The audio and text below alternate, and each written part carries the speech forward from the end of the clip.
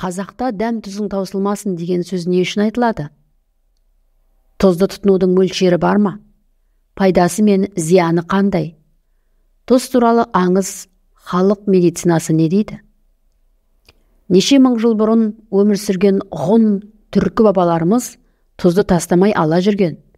Тіпті Шыңғыс ханның сардарлар мен сарбаздарының қалтасында тұз жүретіні аңыз болып айтылады. Ендеше тұздың не кереметі, қандай пайдасы бар? Ас тұзы натрий хлориді түссіз кристалды зат. Суда, сұйық аммиакта, спирттерде, құмырсқа қышқылында ериді. Ал тұз қышқылында ерімейді. Табиғатта галлит минералды тас тұзы түрінде мұхиттар мен теңізде, сондай-ақ көл және жер асты суларының құрамында кездеседі. Шығыс халықтарында тұзды пайдалану, тұзды тамақ және шай ішу дәстүрі әлі күнге дейін сақталып келеді. Мәселен, Қытай және Моңғолиядағы қандастарымыз шайды тұзбен ішуді әлі сақтап келе жатыр. Моңғолиялық ақсақал былай дейді: тұзсыз шай не су ішу белсіздікке әкелуі мүмкін. 2019 жылы наурыз айында моңғолиялық шежіреші ақсақал Мақидолла Қинаятулла ағамыз Астанаға келді. Әдеттегідей тұздың кепияты, яғни киесі туралы материал жинап жүрген мен үшін әңгімені тұздан бастады. Тұз адам денесіндегі сұйықтықты сақтайды, әрі тамақтағы түрлі микробтар мен бактерияларды жояды. Ең маңыздысы, тұзсыз суды үнемі ішкен адамның қуғының басындағы май кетіп қалады да белсіздікке шалдығады, деді ақсақал. Ақсақалдың айтуынша, дәм тұзың таусылмасын деп айтылатын бата тілектің мағынасын дұрыс түсіну керек. Дәмнің таусылуы адамның өмірден өткенін білдіреді, ал тұздың таусылуы адамның қуатының таусылғанын білдіреді екен. Әлі күнге тұзды тастамай алып жүретін ақсақал Моңғолиядағы қазақтардың, әсіресе аға буындардың тұзсыз шай ішпейтінін алға тартты.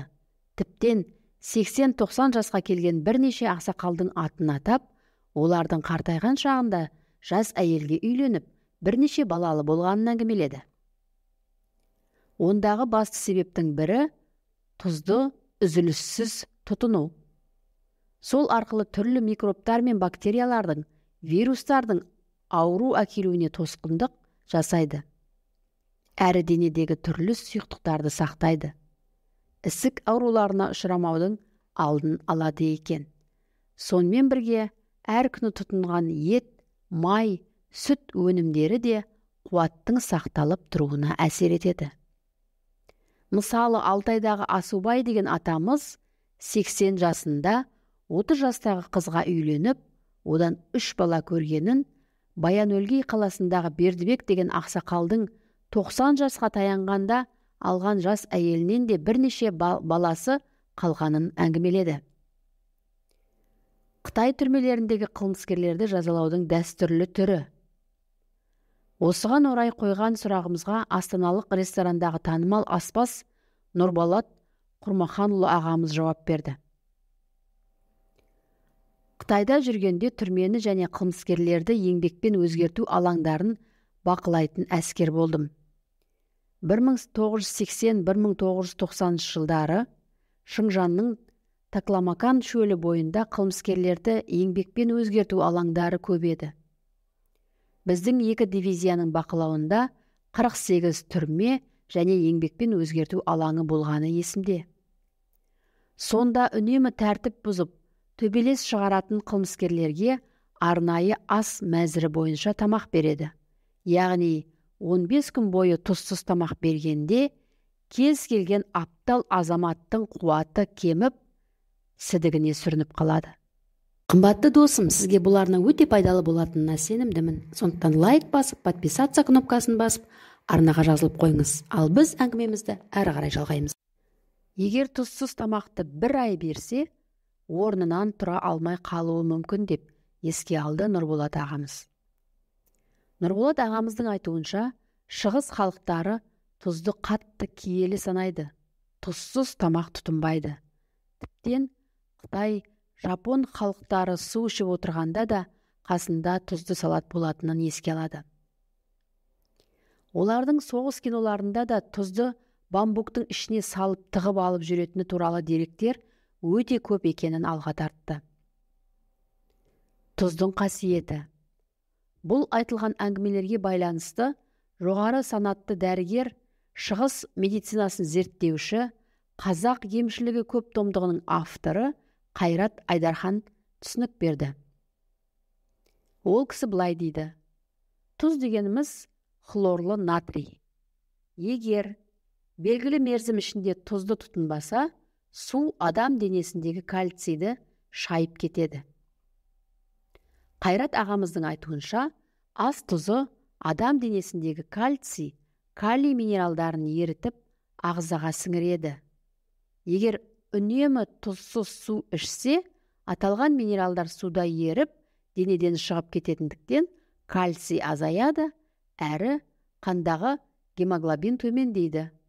Адам әлсіреп, буыны құриды. Тұз натрий хлориді деп аталатын химиялық зат. Натрий жүйке жүйесі дұрыс жұмыс істеу үшін және бұлшық еттердің тартылуы үшін қажет. Минералдарды сақтап тұрады.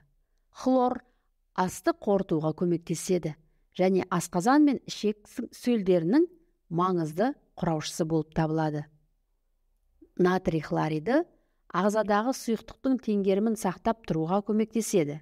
Оттегін тасымалдауға жауап береді және қоректік заттардың сіңуіне атсалысады. Ауру туғызатын микробтарды жояды, немесе қызметін баяулатады.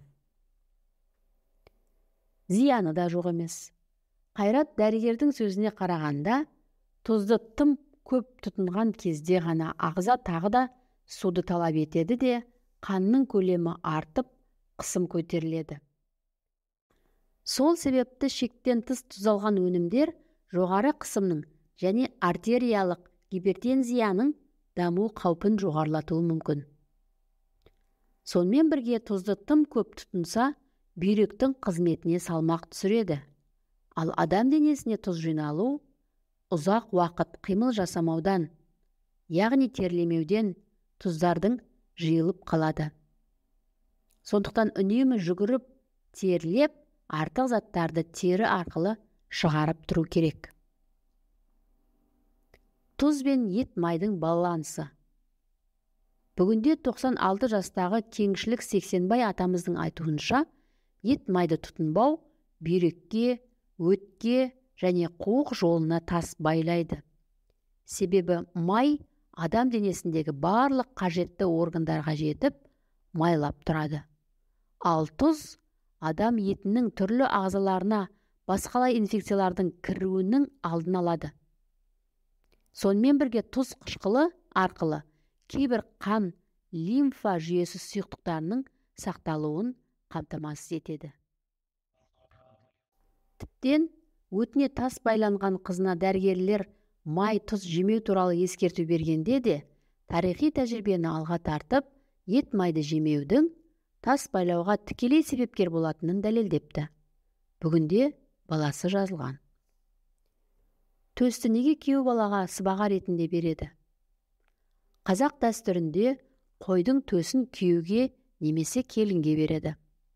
Ондағы басты себеп, төстікте май әрі кальций секілді витаминдер өте көп болғандықтан бүйрек пен бауырды қуаттандыру рөлін атқарады.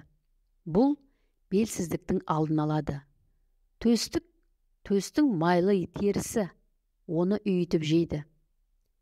Келінге құйымшақ береді. Ол да төс секілді майлы да нәрлі.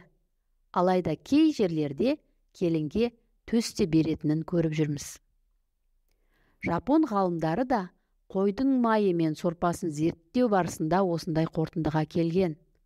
Алайда қазақтардың тұзсыз ет жемейтінін де ескерген жөн.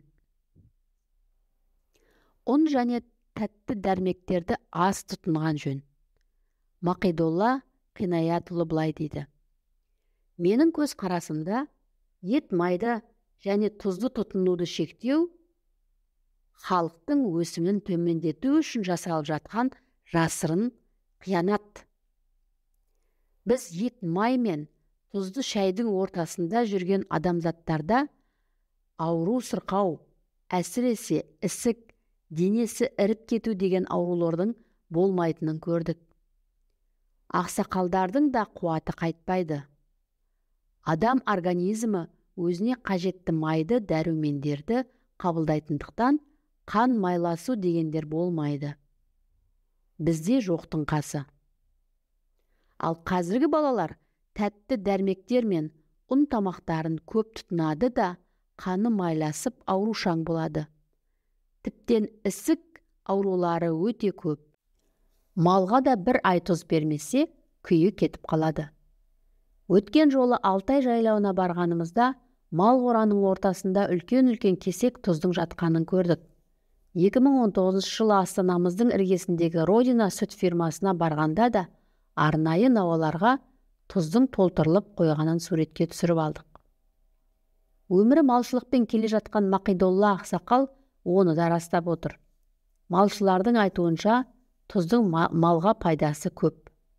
Біріншіден, мал тұз жемесе семірмейді, ішкен жегені жұқпай, тез арықтайды. Екіншіден, ауруға тез шалдығады. Бір ай тұз жемеген малдың мұрнынан маңқасы ағып, күркілдей бастайды. Үшіншіден, тұз жемеген малдың еті су татып, дәмді болмайды, еті тығыз да болмайды. Керісінше, ащылаған малдың айызы қанып тұз жесе, тәбеті артып, тез семіреді. Ауруға да көп шалдықпайды, еті тығыз, дәмді болады. Тұзбен емдеу тәсілдері өте көп. Жоғары санатты дәрігер, шығыс медицинасын зерттеуші, қазақ емшілігі көп томдығының авторы Қайрат Айдархан тұздың киесі туралы адам ағзасына әкелетін өте көптеген пайдасына байланысты айтылған болса керек. Мысалы, жаңа туған сәбиді 40 күн тұзда шомылдырады. Сонда баланың терісі тез ширап, түрлі аурудың алдын алады. Сонымен бірге денедегі суықтың сақталып тұруына ықпал жасайды.